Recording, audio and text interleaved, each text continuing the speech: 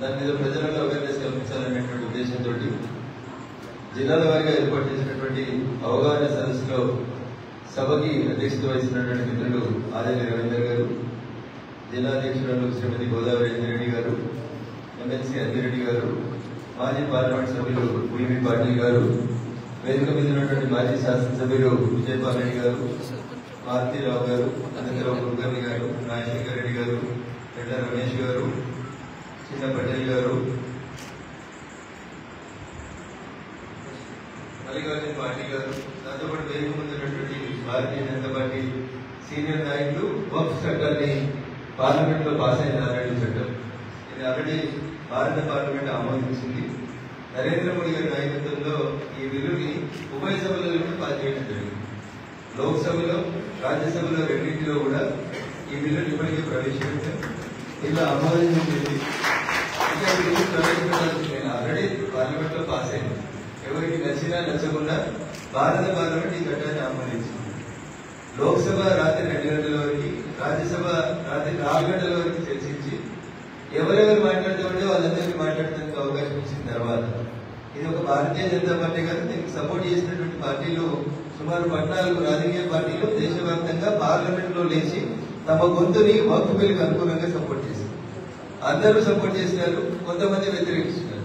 అయినా bill pass అయింది, మెజారిటీతో పాస్ అయింది, భారీ మెజారిటీతో పాస్ అయింది.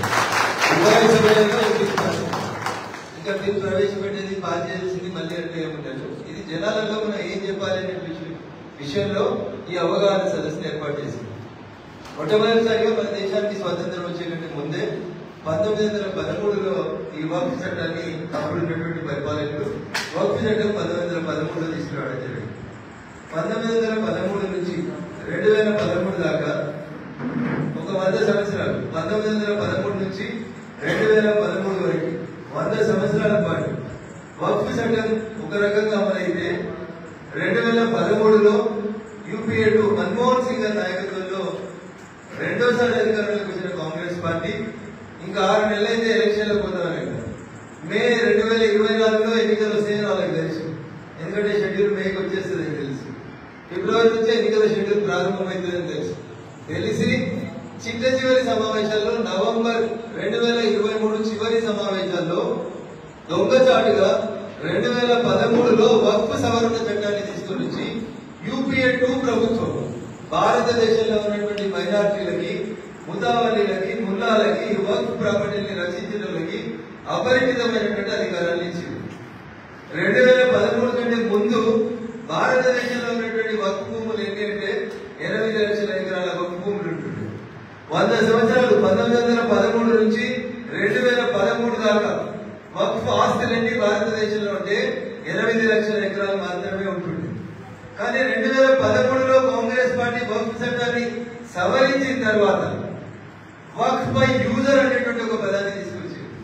అంటే ఎవరైనా కొంతమంది ముస్లింలు వచ్చి ఎందుకంటే ఈ భూమి బాగుండే, ఇప్పుడు బీజేపీ ఆఫీస్ కట్టిరు, ఎందుకంటే మా తాతలు నమాజ్ చేస్తుండే అని అంటే వక్ఫ్ బోర్డు దీన్ని వక్ఫ్ బై యూజర్ అంటే వాడుకుంటున్నారు కాబట్టి, వాళ్ళు ఇంతకుముందు వాడుకున్నారు కాబట్టి ఇది వక్ఫ్ ఆస్తి అవుతుందని చెప్పి ప్రకటించాలని చెప్పి 2013లో కాంగ్రెస్ పార్టీగా రేపు దిగిపోతాం అనగా ఎన్నికలు దగ్గరకు వచ్చిన తర్వాత ఓట్ల కోసం, మైనార్టీల సంతుష్టీకరణ కోసం 2013లో వక్ఫ్ సవరణ చట్టాన్ని తీసుకొచ్చి వక్ఫ్ బోర్డుకి అపరిమితమైనటువంటి అధికారాన్ని ఇచ్చింది. దాని ఫలితంగా ఏం నష్టం జరిగింది దేశంలో అంటే 2013 నుంచి 2025 వక్ఫ్ సవరణ చట్టం నరేంద్ర మోడీ గారి నాయకత్వంలో మనం తెచ్చేసరికి 8 లక్షల ఎకరాలున్న వక్ఫ్ ఆస్తుల్ని దాదాపు 20 లక్షల ఎకరాలకు పెంచుకున్నారు. అంటే ఏ నిలబడ్డదాన్ని వక్ఫ్ ఆస్తి కింద డిక్లేర్ చేస్తూ వచ్చినారు. జనరల్ గా తగ్గాలే భూములు, కానీ వక్ఫ్ భూములు పెరిగినాయి. 8 లక్షల ఎకరాల నుంచి వక్ఫ్ భూములు సుమారు 20 లక్షల ఎకరాలకు పెరిగినాయి. ఎన్ని రోజులలో? 2013లో యూపీఏ 2 కాంగ్రెస్ ప్రభుత్వం వక్ఫ్ సవరణ చట్టాన్ని తీసుకొచ్చిన తర్వాత 2013 నుంచి 25 వరకు అంటే కేవలం 12 సంవత్సరాల్లో దాదాపు 12 లక్షల ఎకరాలని కొత్తగా వాళ్ళు వక్ఫ్ ఆస్తులుగా ప్రకటించుకున్నారు.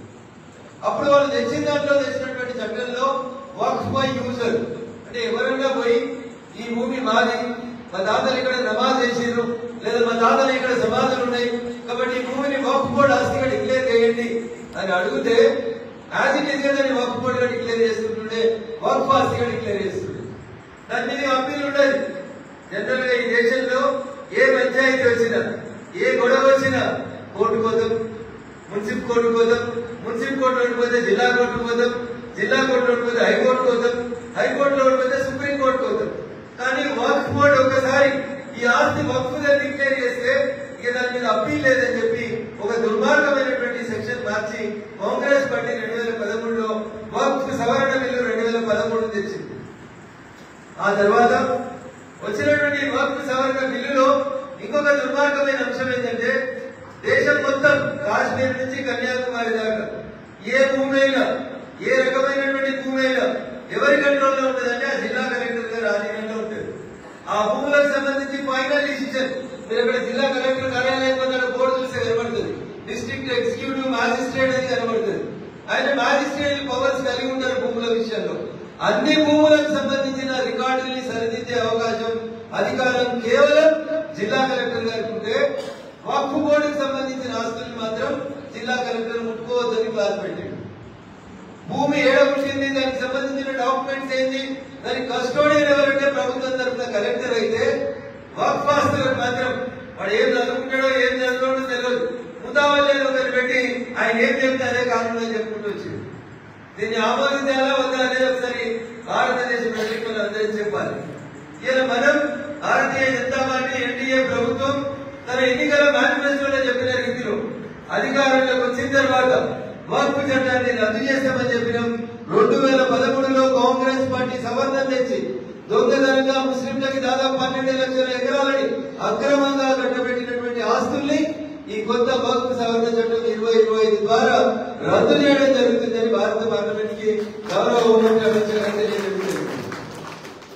ఏం తప్పుంది దాంట్లో? ఏం తప్పుంది దాంట్లో? చాలా మంది ఇండియాలో సన్నాయి నొక్కులు కోర్టులు కూడా ఎటువంటి మాట్లాడుతూ ఉన్నాయి. మాట్లాడితే కంటెంప్ట్ ఆఫ్ కోర్టు నోటీసులు ఇస్తామని బెదిరిస్తా ఉన్నాయి. ఏం అడుగుతున్నారు? అయోధ్యలో రాముడు పుట్టిండు, ఆధారం ఏంటి అని అడిగారు. తమిళనాడు నుంచి శ్రీలంకకి రామసేతుని రాముడు ఆరోగ్యం కట్టినటువంటి బ్రిడ్జ్ ఉంది అని చెప్పారు. యాడున్నది బ్రిడ్జ్ నీళ్ళకి అని చెప్పారు. చివరికి ప్రపంచంలో ఉన్నటువంటి అందరూ ఆర్కియాలజికల్ సైంటిస్టులు అందరూ సర్వే చేసి చెప్పింది ఏంటంటే భారతదేశం తమిళనాడు నుంచి శ్రీలంక మధ్యన రామసేతు అనే వారధి ఉంది అని చెప్తే ఈ మధ్య కాలంలో సుప్రీంకోర్టు దానికి అనుకూలంగా చెప్పింది. రాముడు నడయాడిన ఈ దేశంలో రాముడు పుట్టిన గ్యారెంటీ ఏంటంటే కాగితాలు తీసుకెళ్ళమని అడిగింది కోర్టు. కానీ ఇవాళ వక్ఫ్ పై చూసారంటే మా తాత ఎడున్నాడంటే వక్ఫ్ అంటారంట, దానికి కాగితం అడగొద్దంట. వాళ్ళ తాత ఉండే వాళ్ళ తాత దగ్గర కాగితాలు లేవు కాబట్టి మీరు వక్ఫ్ అనండి అంటుంది. హిందువులకు ఒక ధర్మం, హిందువులకు ఒక న్యాయం, ముస్లింలకి ఒక న్యాయం అని మాట్లాడితే నారాయణ కొంతమంది ఎంపీలు మాట్లాడుతారు ఇది తప్పు, ఇది అన్యాయం, ఇట్లా జరగడానికి వీల్లేదు అని చెప్తారు.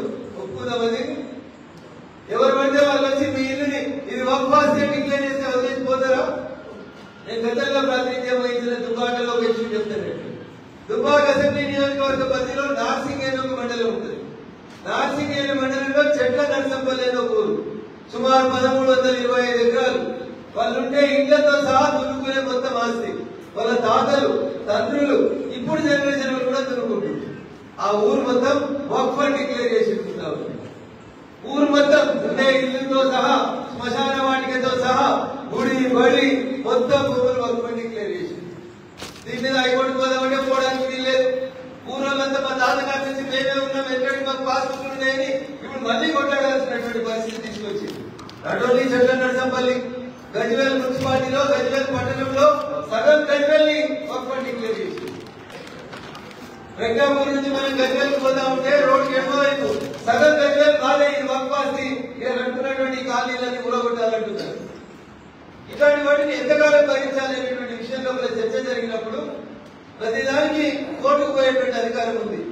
మరి ఎందుకు వక్ఫ్ ఆస్తుల విషయంలో కోర్టుకు పోవద్దని ఆ రోజు కాంగ్రెస్ పార్టీ చట్టం తెచ్చిందంటే కాంగ్రెస్ ఎప్పుడైనా ఓట్ల కోసం ముస్లింల పక్షాన్ని నిలబడ్డది, హిందువులకు అన్యాయం చేసి వచ్చినటువంటి పార్టీ కాంగ్రెస్ పార్టీ.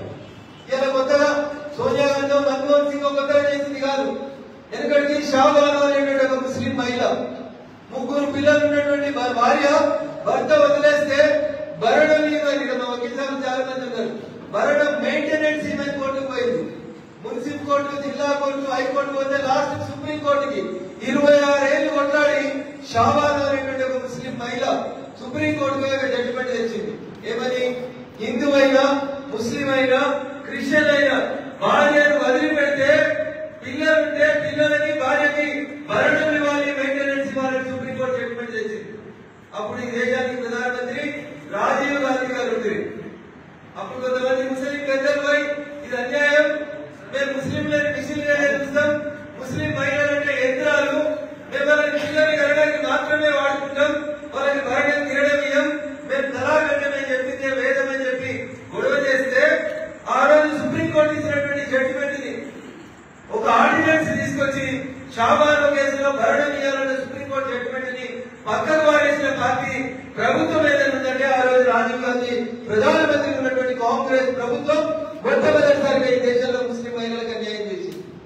ఆ రోజు నుంచి ఈ రోజు దాకా ఎప్పుడు ముస్లింల ఓట్ల కోసం కాంగ్రెస్ పార్టీ సన్నాయి నొక్కింది తప్ప ఏ రోజు కూడా హిందువుల మత భావాలని గౌరవించినటువంటి పార్టీ కాంగ్రెస్ పార్టీ.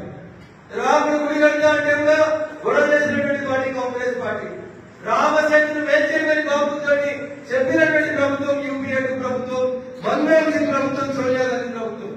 ఆ రోజు సుబ్రహ్మణ్య స్వామి గారు అనేటువంటి అడ్వకేట్, భారతీయ జనతా పార్టీ రాజ్యసభ సభ్యుడు సుప్రీంకోర్టుపై కొట్లాడి ఈడ రామసేతు దీన్ని లాస్ట్ చేయాలని చెప్పి సుప్రీంకోర్టు నుంచి స్టే చేస్తే రామసేతు లాస్ట్ జరగలేదు. లేకపోతే అప్పుడే సముద్రంలో నాడు రాముడు కట్టినటువంటి బ్రిడ్జిని వారిని వెళ్చేద్దామనేటువంటి కుట్రని కాంగ్రెస్ పార్టీ కొనసాగించింది. ఇన్ని జరుగుతుంటే సబ్కా సాత్ సబ్కా వికాస్ అనేటువంటి నినాదంతో అధికారంలోకి వచ్చినటువంటి ఈ దేశ ప్రధాని, ప్రపంచం మెచ్చిన నాయకుడు నరేంద్ర మోడీ గారు సబ్కా సాత్ సబ్కా వికాస్ అనేటువంటి నినాదంతో ఒక చట్టాన్ని తీసుకొచ్చారు. అదే వక్ఫ్ సవరణ చట్టం 2025 లోక్సభలో పాస్ అయింది, రాజ్యసభలో పాస్ అయింది, రాష్ట్రపతి గారి దగ్గరికి పోయింది, దాన్ని గెజెట్ ఇచ్చినాం. ఇక దాన్ని ఎవరు ఏం చేయడానికి వీల్లేదు. ఇది నవ్వుతుంది. అయినా కొంతమంది వెదవాళ్ళు కోడుకుంటు మీద ఈకలు మీకందుకు ఈనాడ మీటింగ్లు పెట్టి ఏది పడితే మాట్లాడుతున్నారు. ధర్నాలు చేస్తాం, మోడీ గారిని దించేస్తాం, మోడీ గారిని ఇంకేదో చేస్తాం, రక్తం ఏరునై పారుతుంది, ఎకసెక్కలు ఆడుతూ ఉంటారు. మీరు చౌరస్తాలలో మాట్లాడాల్సింది మీరే, పార్టీని కాపాడాల్సింది మీరే, కౌంటర్ చేయాల్సింది మీరే. అందుకని దేశంలో ఉన్న అన్ని జిల్లాలలో కూడా ఇట్లాంటి మీటింగులు పెట్టి అసలు వక్ఫ్ అంటే ఏంది, వక్ఫ్ ఏం అన్యాయం చేసింది, ఎందుకు మనం కొత్త బిల్లు తీసుకొచ్చడం అనేది ఊరు కాడ చౌరస్తా కాడ మనం పంచాయతీ పెట్టాలని మీకు అవేర్నెస్ క్యాంపెయిన్ పెట్టడం జరిగింది. అందుకని నేను ఇంత డీటెయిల్ గా చెప్పాల్సినటువంటి అవసరం వచ్చింది. కషీర్ కాడ కూర్చున్నప్పుడు మీరే కదా దీన్ని కౌంటర్ చేయాల్సింది. ఈ వక్ఫ్ సవరణ చట్టం 2025 ద్వారా మనం ముస్లింల ఆస్తులు గుంజుకుంటలేం. ఈ బిల్లు ముస్లింలకు వ్యతిరేకం కాదు. ముస్లింల చేత నియమించబడకుండా ఎవరో ఇద్దరికి నచ్చినోడు వచ్చి ముతావల్లి పేరు మీద ఏ ఆస్తిని పడితే ఆ ఆస్తిని వక్ఫ్ ఆస్తి అని ప్రకటిస్తే ఇది తప్పు, దీన్ని కోర్టులో ఛాలెంజ్ చేయొచ్చు అని అందరికీ అవకాశం కల్పించింది భారతీయ జనతా పార్టీ నరేంద్ర మోడీ గారి నాయకత్వంలో ఉన్నటువంటి మన మెదక్ జిల్లాలో, పూర్వ మెదక్ జిల్లా, ప్రస్తుత సంగారెడ్డి జిల్లాలో గతంలో పీపీ పాటిల్ గారు ప్రాతినిధ్యం వహించిన జహీరాబాద్ లో ముస్లింలు ధర్నా చేశారు వక్ఫ్ చట్టాన్ని రద్దు చేయమని. మనం కాదు, ముస్లింలు ధర్నా చేశారు. గడ్డాలు గుర్కలు వేసుకున్నటువంటి ముస్లిం సోదరీమణులు వచ్చి వక్ఫ్ చట్టం వల్ల మాకు అన్యాయం జరుగుతుంది, మా భూములు పొందుతాయని ముస్లిం మైనార్టీ సోదరులు వచ్చి జైరాబాద్ లో కూడా ధర్నా చేశారు. ఇది వాస్తవం. ఈ తెలియదు అసదుద్దీన్ ఓవైసీకి, ఈ తెలియదు అక్బరుద్దీన్ ఓవైసీకి.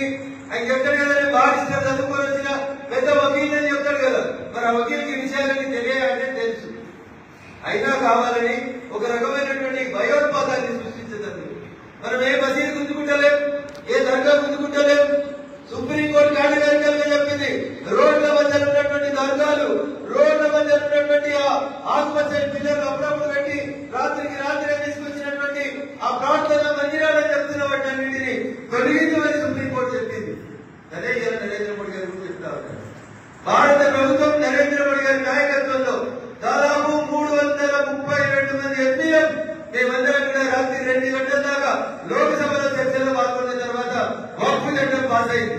ఏదో తప్పులు చేయలేదు, ఆడవాళ్ళ చేయలేదు, ఎవరిని కన్ఫ్యూజ్ చేయలేదు. అందరికీ అన్ని విషయాలు చెప్పిన తర్వాత సాక్షాత్తు ఈ దేశ హోంమంత్రి అమిత్ షా గారు 2 గంటల 45 వక్ఫ్ చట్టం మీద అందరికీ లేవనెత్తినటువంటి డౌట్లకు సమాధానం చెప్పింది. అది ఎంత దారుణం అంటే కర్ణాటకలో మంచి సెంటర్ లో ఒక హోటల్ ఉంటుంది. హోటల్ పేరు ఎప్పుడో బాగానే కాదు కాబట్టి ఏదో ఒక పేరు చెప్పుకుంటాం. మన హైదరాబాద్ లో గ్రీన్ పార్క్ ఉంటుంది కదా, ముఖ్యమంత్రి ఇంటికి జరుగుతుంది అవతల. అట్లా ఒక మంచి సెంటర్ లో కర్ణాటకలో ఒక భూమి వక్ఫ్ భూమి డిక్లేర్ చేసి చేసినాక ఒక ప్రైవేట్ హోటల్ ఐటీసీ హోటల్ వచ్చి నా కిరాయికి ఇవ్వని వచ్చి అక్కడ గజం 3 లక్షలకు అమ్ముడు పోతుంది. గజం ధర 3 లక్షలకు అమ్ముడు పోతుంది. ఐటీసీ అనేటువంటి ఒక పెద్ద ప్రపంచ స్థాయి గుర్తింపు కలిగిన హోటల్ కి వాళ్ళు ఎంతకి ఇచ్చిరంటే 26,000 నెల కిరాయికి ఇచ్చి. ఎంత సంగారెడ్డి చౌరస్తాలో ఒక మడిగా కాదు. ఐటీసీ హోటల్ 12 అంతస్తులు కట్టి అది ఏమవుతాడే అన్ని మాంసాలు అమ్ముతాడు.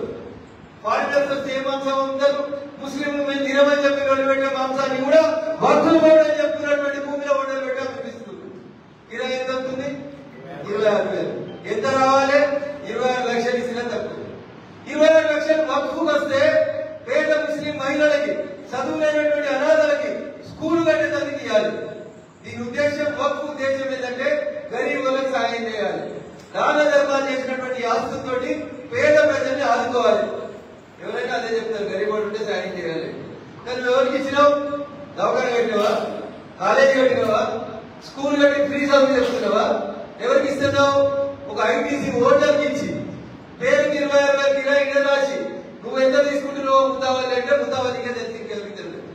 అట్లా చార్మినార్ నుంచి మొదలుకుంటే హైకోర్టు దాకా ఉన్నటువంటి రోడ్డు ఇరుపక్కల ఉన్న భూములు వక్ఫ్ భూములను డిక్లేర్ చేసి ఒక్కొక్క మడిగా 5 లక్షలు కిరాయి పోవాలి. 5,000 కిరాయి రాస్తారు. 5,000 కిరాయి రాస్తారు. మిగతా కిరాయి ఎవరు పోతుంది? హైదరాబాద్ ఎంపీ పోతుంది. వక్ఫ్ పొందలేదు. ఆడ వక్ఫ్ నడిపేది ఎవరు? ఆడ ముతావల్లి ఎవరు? హైదరాబాద్ ఎంపీ అని చెప్తే వాళ్ళే ముతావల్లి ఉంటారు. ఆ ముతావల్లి కలెక్షన్ చేస్తాడు, సార్లు ఆదాయం వచ్చేసి. ఇగో ఇది ఫ్యాక్ట్. వక్ఫ్ పేరిట కొంతమంది ముస్లింలు కోట్లాది రూపాయలకు పడగలెత్తుతుంటే గరీబ్ వాళ్ళు ఇంకా అదే పంచర్ దుకాణాలు, అరటిపళ్ళ దుకాణాలు నడుపుతుంటే ఇది అన్యాయం అని చెప్పి వక్ఫ్ సవరణ చట్టం 2025 ని అందరికీ చెప్పి ప్రపంచానికి చెప్పి ప్రపంచం మెచ్చిన నాయకుడు నరేంద్ర మోడీ గారు ఒక బిల్లు తీసుకొచ్చారు. దీని మీద చర్చ. దుబ్బలు ఆస్తులు గుంజుకుంటారట, మసీదులు గుంజుకుంటారట, చర్చిలు గుంజుకుంటారట, ఇలా దుర్గోలది అయిపోయింది, రేపు కిరస్థానంలో అవుతుందట. ఇట్లా తొందరగా ఒక ఇంగ్లీష్ చట్టం అయితే చెప్తాడు, నిజం నిద్రలో చేశాక అబద్ధం మొత్తం ప్రపంచం తిరిగి వస్తుందంట. అట్లా పోతుంది సిఏ అప్పుడు ఇట్లా కొట్లాటం చేసింది, ఎన్ఆర్సీ అప్పుడు ఇట్లా గొడవలు చేసింది. ఆ రోజు కూడా అమిత్ షా గారు స్పష్టంగా చెప్పారు, ఈ రోజు కూడా చెప్తా ఉన్నారు, ఇది ఎవరి ఆస్తులు గుంజుకోవడానికి కాదు, మా ఆస్తులు గుంజుకొని వక్ఫ్ ఆస్తులను ఇల్లీగల్ గా ప్రకటించిన ఆస్తుల్ని తిరిగి వాళ్ళకి ఇప్పించడమే ఈ వక్ఫ్ సవరణ చట్టం 2025. ఒక 2 దాఖలాలు చెప్పి నేను ముగిస్తాను. ఢిల్లీ పార్లమెంటు, ఢిల్లీలో మేమందరం కూర్చున్న parliament, Delhi railway station, Delhi supreme court, ఇట్లా 133 ప్రైమ్ ప్రాపర్టీస్ ని ఢిల్లీలో కాంగ్రెస్ పార్టీ 2013 వక్ఫ్ సవరణ చట్టం తీసుకొచ్చి వక్ఫ్ బోర్డుకి కట్టబెట్టింది కాంగ్రెస్ పార్టీ దుర్మార్గం. 133 ఆస్తులు రేపు వాడు వచ్చి పార్లమెంట్ మాది సభ్యులు ఖాళీ చేయలేనటువంటి దుస్థితికి కాంగ్రెస్ పార్టీ దిగజారింది. కేవలం ముస్లింల ఓట్ల రాజకీయాల కోసం తప్ప ఇంకొకటి కాదు. అంటే కానిద్దామా?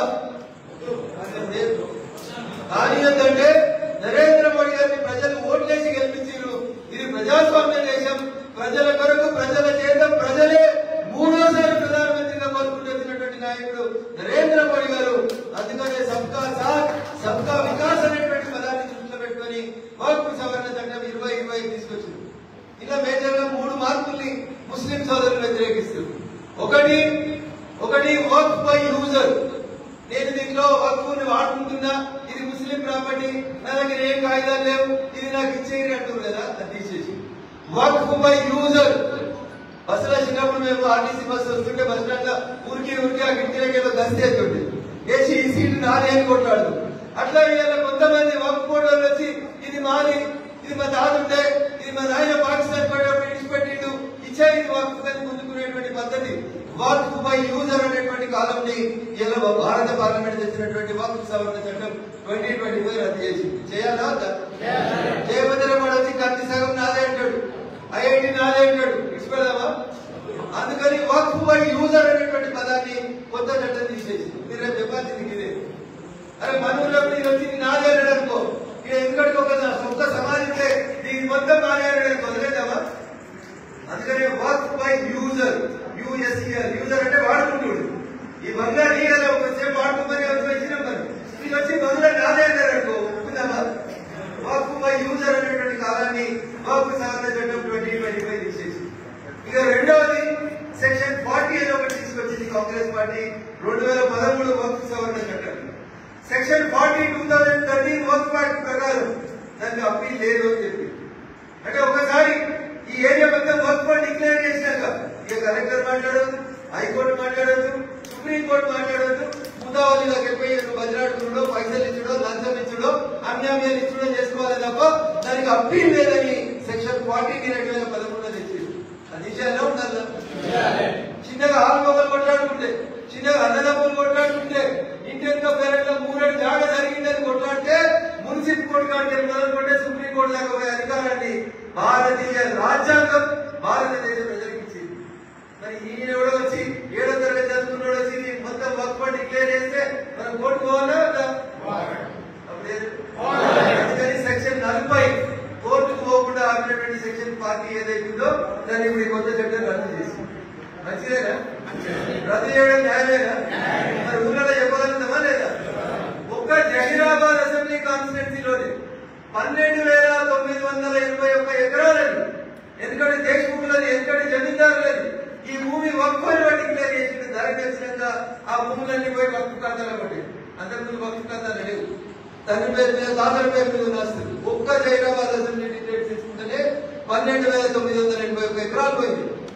ఇందాక నేను దేశపాండే గారు చెప్పినట్టు కొండాపూర్ మండలం సైదాపూర్ లో 200 మంది రైతులు 1954 కాసరా పహాని కంటే ముందు నుంచి తాతలు తండ్రులు కొడుకులు కాసు చేస్తున్నటువంటి భూమి ధర వచ్చినాక వక్ఫ్ అన్నట్టు ఆడిపోలి 200 మంది కుటుంబాల రైతులు కోటుకోలేడు, కలెక్టర్ దగ్గర కోడు, రైతు బంధు లేదు, రైతు బీమా లేదు, పాస్బుక్ లేదు, భూమి దగ్గర రాజుతుంది.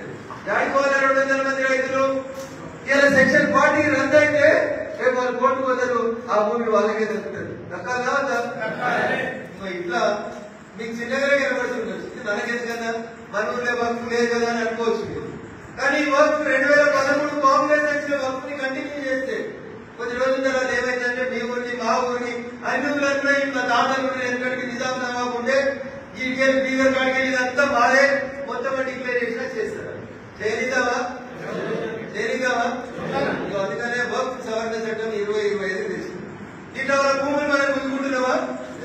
1913 నుంచి 2013 దాకా 100 ఏళ్లలో వాళ్ళకి 8 లక్షల ఎకరాల భూమి ఉంటే కేవలం 12 ఏళ్లలో 2013లో వక్ఫ్ సవరణ చట్టం తెచ్చినాక 12 ఏళ్లలో 12 లక్షల ఎకరాల భూమిని కొత్తగా వక్ఫ్ భూములుగా డిక్లేర్ చేసి అది సైదాపూర్లకు పోదా వద్దా? జహీరాబాద్ రైతులకు జహీరాబాద్ పోదా వద్దా? అందుకనే వక్ఫ్ సవరణ చట్టం 2025 తెచ్చింది. ఇది వాళ్ళ మసీదు గుర్తుకుంటుంది కాదు, వాళ్ళ దర్గా గుర్తుకుంటుంది కాదు, వాళ్ళ ఆస్తులు గుర్తుకుంటుంది కాదు. క్లారిటీ ఉందారా? చెప్తారా? పంచాయతీ చౌరస్తాలలో గ్రామ పంచాయతీలో మీటింగ్ పెడితే వక్ఫ్ సవరణ చట్టం గురించి గట్టిగా మాట్లాడగలుగుతారా? అమిత్ షా గారు ఎంత గట్టిగా పార్లమెంట్ లో చెప్పినో మీరే మీ ఊరికి అమిత్ షా అంతేనా? మీ పంచాయతీ కళలో ఎత్తుకోవాల్సింది మీరే కదా. మన మిగతా ఇట్లా ఒక పోస్టింగ్ పెడితే రిమైండ్ చేయించి హిందువులందరూ కూడా వక్ఫ్ సవరణ చట్టానికి అనుకూలంగా ర్యాలీ తీస్తే సోషల్ మీడియాలో తప్పుడు పోస్టింగ్లు పెట్టింది. సీఏ గారితో మాట్లాడి కేసు రిజిస్టర్ చేసి రిమైండ్ చేశారు. మీరు కూడా అందుకని దేనికి భయపడదు. వక్ఫ్ సవరణ చట్టంలో 100% మనం పేద ముస్లింల దిక్కున్నాం, ముస్లిం మహిళల దిక్కున్నాం, అనాథల దిక్కున్నాం, మైనార్టీలలో కొంతమంది మనం ఇలాంటి మైనార్టీలు ఉన్నారు. బోహ్రా ముస్లింస్ అని, పస్మందా ముస్లింస్ అని, అందుకైతే దూదేలో ఇట్లా అంటుంటారు. అట్లా చాలా తెగలు ముస్లింలలో వెనుకబడ్డటువంటి మన దాంట్లో దళిత సోదరులు ఎట్లుంటున్నటువంటి తెగలు ఉన్నాయి. వాళ్ళకి ఎవరికి వక్ఫ్ రూపాయి లాభం జరుగుతుంది. ఇలా వక్ఫ్ సవరణ చట్టం 2025 ద్వారా ఈ అన్ని తెగలకు కూడా న్యాయం చేయాలనేది నరేంద్ర మోడీ గారు ఆలోచన. అందుకనే ముస్లిం మత పెద్దలు కూడా పోయి నరేంద్ర మోడీ గారికి ఆశీస్సులు ఇస్తున్నారు, దీవెనలు ఇస్తున్నారు. మీరు ఒక మంచి చట్టం తెచ్చిరని చెప్పడం జరుగుతాం. మరి దీన్ని మనం ఊరుంటే చెప్తామా వద్దా? ఇక ఈ 2 కారణాలతో పాటు భవిష్యత్తులో వక్కుకు సంబంధించినటువంటి క్లెయిమ్స్ అన్ని పరిష్కరించేటువంటి అధికారం కలెక్టర్ గారితో పాటు ఒక కమిటీని ఏర్పాటు చేస్తున్నారు. ఒకరు తీసుకుంటే నిర్ణయం తప్పైతుందని కొన్ని కమిటీలను ఏర్పాటు చేస్తున్నారు. ఆ కమిటీలలో 2 మహిళలు ఉండాలని చెప్తున్నారు. మహిళలకు ప్రాతినిధ్యం ఉండాలో నరేంద్ర మోడీ గారు 33% రిజర్వేషన్ తెస్తున్నారు, తెస్తలేరా? మరి కమిటీలు 2 లేడీస్ ఉంటే తప్ప మనకంటే ఎక్కువ ఓపికగా ఉంటారు, ఆలోచించగలుగుతారు, కాయిదాలు చూడగలుగుతారు. కాబట్టి 2 మహిళలు తెచ్చి नो नो नो नो हमारा इस्लाम में मानते नहीं, औरत को बाहर नहीं आने दे रहा है.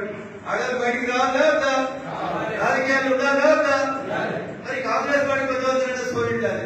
ఇందిరాగాంధీ ప్రైమ్ మినిస్టర్ చేసినని చెప్పిన కాంగ్రెస్ పార్టీ కూడా 2 మహిళలు పెడతామంటే ఎట్లా పెడతారో అని అడుగుతుంది పార్లమెంట్ లో. పెట్టాలో దేశానికి ప్రధానమంత్రి చేసేందుకు రాష్ట్రపతి చేసేందుకు మహిళలు అర్హులైతే వక్ఫ్ కమిటీలో 2 మహిళలు ఉండాలా ఉండాలా? ఉండాలని చెప్పి అందులో మొత్తం 15 మంది సభ్యులుంటే 2 హిందువులకు కూడా అవకాశం కల్పించాలని చెప్పారు కమిటీ. సైదాపూర్ లో కేసు అయింది. రాజేశ్వర్ దేశపాండేనో లేకపోతే అన్న మల్లగౌడో ఇంకెవరో ఆ మండలం గురించి తెలిసిన సర్పంచ్ ఎంపీటీసో జడ్పీటీసో పోయి కొట్లాడాలా ఉందా? రైతు కొట్లాడతారా? ఎవరైనా 2 హిందువులు కంపెనీలు ఉంటే వాళ్ళు మాట్లాడతారా?